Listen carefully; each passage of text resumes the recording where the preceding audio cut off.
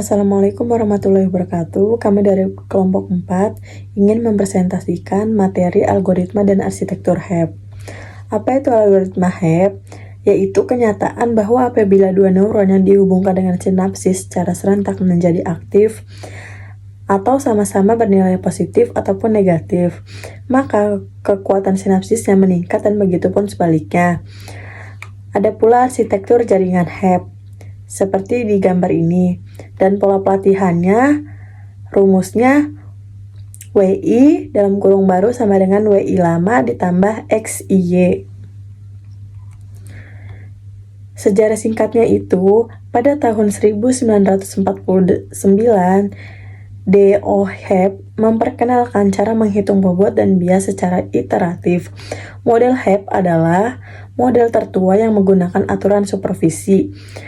Begitu pula ada dasar algoritma HEP, kenyataan bahwa apabila dua neuron yang dihubungkan dengan sinapsis secara serentak menjadi aktif, sama-sama bernilai positif atau negatif, maka kekuatan sinapsisnya meningkat. Sebaliknya, apabila kedua neuron aktif secara tidak sinkron, salah satu bernilai positif dan yang lainnya bernilai negatif, maka kekuatan sinapsisnya akan melemah. Kelebihan dan kekurangan algoritma HEP. Kelebihannya yaitu sangat sederhana, efisien secara komputasi, dan merupakan dasar dari algoritma pembelajaran asosiatif modern. Kekurangannya hanya efektif pada pola yang terpisah secara linear, tidak bisa menyelesaikan masalah XOR. Arsitektur jaringan HEP adalah model single layer feed forward yang terdiri dari unit input TX, yaitu menangkap sinyal eksternal, dan bobot parameter kekuatan sinaptik, bias, yaitu offset untuk fleksibilitas aktivasi. Yang terakhir ada unit output atau Y, yaitu penjumlahan linear input dan bobot. Pola pelatihan algoritma HEP seperti di bawah ini. Yang pertama ada inisialisasi, yaitu iterasi data, set aktivasi input, dan output. Yang terakhir ada update bobot dan bias. Iterasi data itu lakukan langkah 2-4 untuk setiap pasangan input sampai target. Yang kedua ada set aktivasi input. Tentukan nilai unit input XI sama dengan SI. Ada juga set aktivasi output. Tentukan nilai unit output Y sama dengan T target. Yang terakhir ada update bobot dan bias. Hitung bobot dan bias baru menggunakan rumus iteratif. Ini rumus-rumusnya. Contoh kasus algoritma HEP.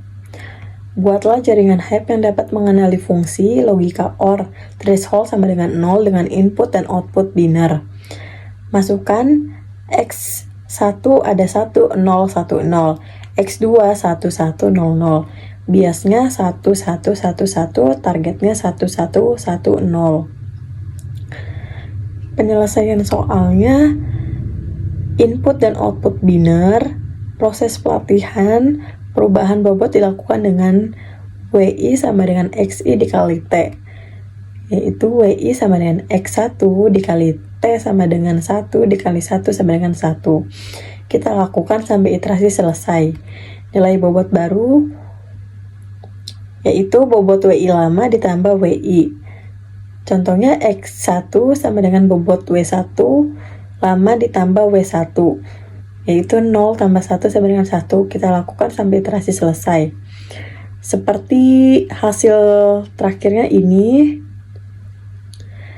dari proses pelatihan diperoleh bobot baru W1 sama dengan 2, W2 sama dengan 0, dan B sama dengan 3.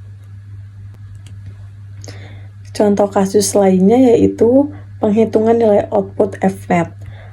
Kita hitung prosesnya. Dari hasil pelatihan dapat dilihat bahwa hasil FNET tidak sama dengan target awal yang ingin dicapai.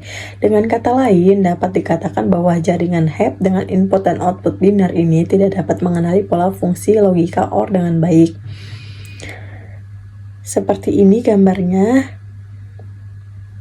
Berikut contoh kasus kedua. Buatlah jaringan HEP yang dapat mengenali fungsi logika OR, threshold sama dengan 0, dengan input dan output bipolar. Masukkan X1, 1 minus 1, 1 minus 1, X2, 1, 1 minus 1, 1, minus 1. Biasnya 1, 1, 1, 1, targetnya 1, 1, 1, minus 1. Ini hasil dari proses pelatihannya.